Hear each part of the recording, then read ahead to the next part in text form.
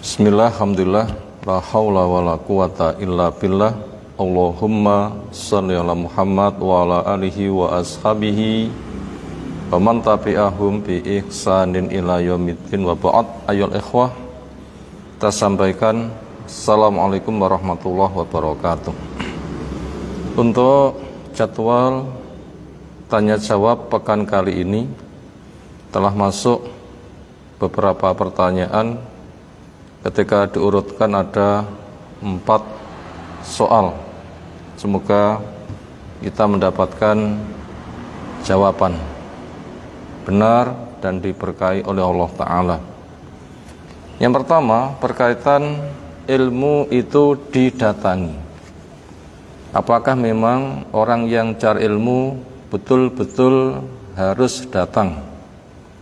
Orang yang dicari ilmunya betul-betul didatangi, sehingga tidak ada kesempatan buat orang yang menyampaikan ilmu itu keluar mendatangi orang yang cari ilmu. Maka bisa diperinci bahwasanya ilmu itu didatangi, ini mendorong kepada kaum muslimin sadar cari ilmu, wajib cari ilmu, agresif untuk cari ilmu.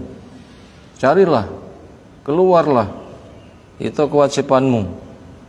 Karena thalabul ilmi fardhatun ala kulli muslim. Mencari ilmu itu wajib kepada orang Islam. Siapa keluar rumah menempuh perjalanan cari ilmu, dimudahkan jalan menuju ke surga.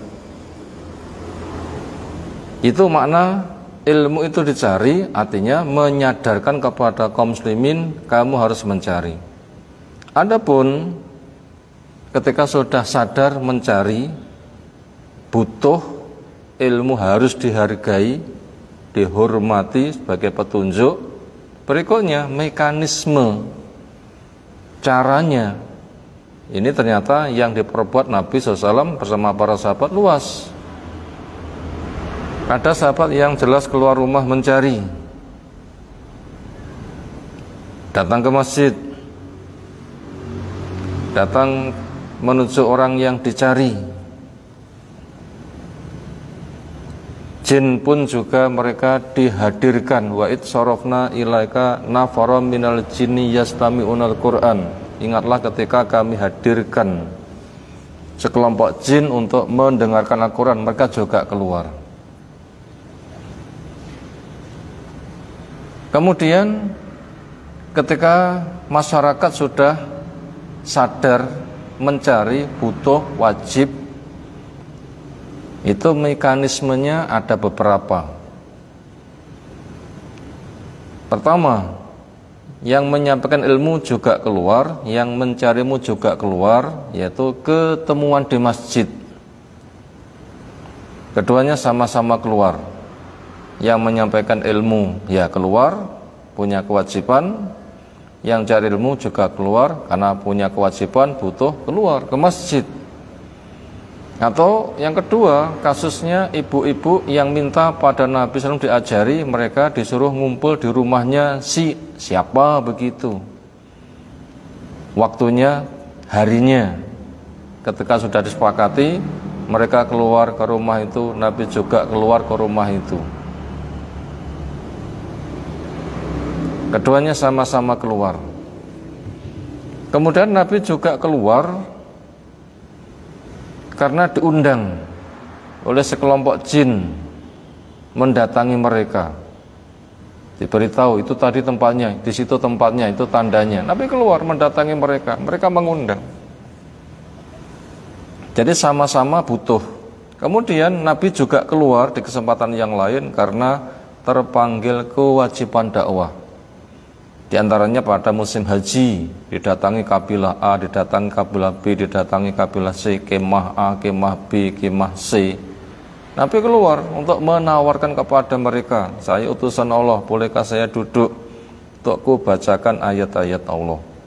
Itu mekanismenya.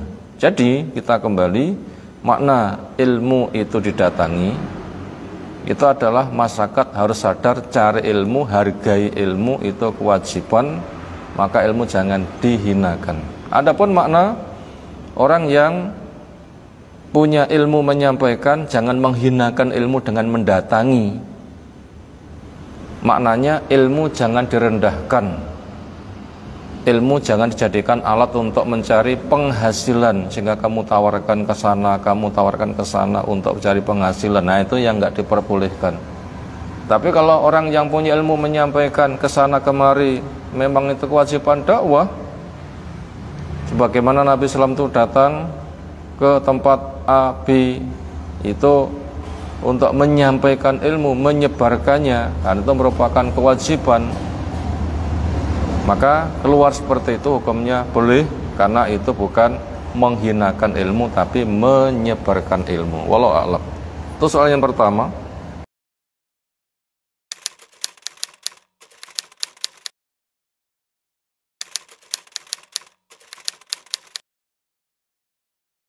Nomor 2, wanita yang sedang iddah, semisal ditinggal mati. Bagaimana ketika dia keluar rumah, misalnya antar jemput anaknya sekolah? Jawabnya, prinsipnya wanita iddah itu ihdad, berkabung, menahan diri di rumah, sampai berdandan pun juga nggak boleh sampai masa iddah habis.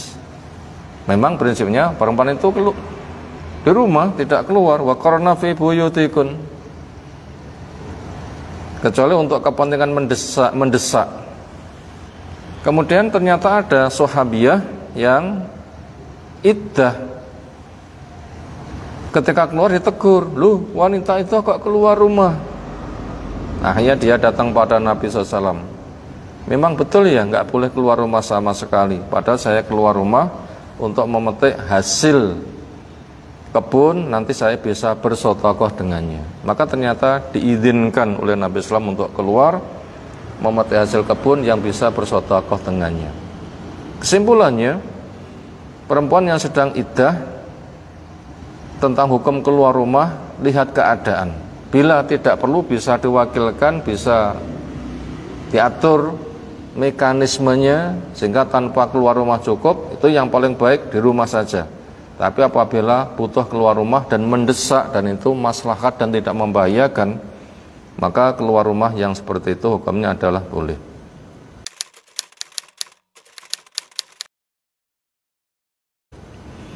Berikutnya masuk pada soal yang ketiga, hukum memakai barang milik keluarga, apa termasuk ghasab. Kalau kita butuh barang lalu ketemu orangnya, pinjam, boleh selagi diizinkan. Bila kita butuh barang itu milik keluarga, kita tidak minta izin, bagaimana? Apa termasuk ghasab? Maka butuh untuk diperinci. Apabila barang itu memang pertama pantas dipakai bersama, semisal sepeda, siapa yang butuh pada keluarga itu nanti bisa memakai untuk kepentingan keluarganya, boleh tanpa minta izin. Atau benda-benda yang ada memang sudah dimaklumi oleh keluarga itu, memang itu termasuk bisa dipakai maslahat bersama. Semisal timba, memang itu maslahatnya bersama untuk keluarga itu. Atau andaikan pribadi juga semuanya memaklumi, memang ini maslahatnya bisa meluas, ya boleh-boleh saja. Tapi benda milik seseorang anggota keluarga yang bersifat pribadi, ya jangan. Nanti bila dipakai macam-macam, termasuk suami punya benda, lalu ada tamu, lalu istri meminjamkan benda milik suami untuk tamu tanpa izin, ini tidak boleh. Itu butuh izin. Makanya kita butuh mengetahui sekira maslahatnya dipakai bareng keluarga maklum tanpa minta izin boleh. Tapi apabila dimaklumi ini pantasnya pribadi walaupun keluarga, jangan memakai apabila tidak mendapatkan izin. Wallahu a'lam. Berikutnya nomor 3 tentang kunut nazilah. Bagaimana permasalahan tentang kunut nazilah? Kunut nazilah adalah ada peristiwa dahsyat yang menyentuh kaum muslimin lalu berdoa panjang, seperti kasus Bi'ru Ma'unah, 70 kaum muslimin bantai oleh orang kafir di sumur Ma'unah. Ini Nabi SAW kunut nazilah. Ada peristiwa yang sangat memukul, memakan korban sampai 70 nyawa sekitar. Maka Nabi SAW itu di sholat 5 waktu, itu mengadakan kunut zuhur, asar, maghrib, isya, subuh. Jadi nggak khusus subuh saja, tapi di 5 waktu.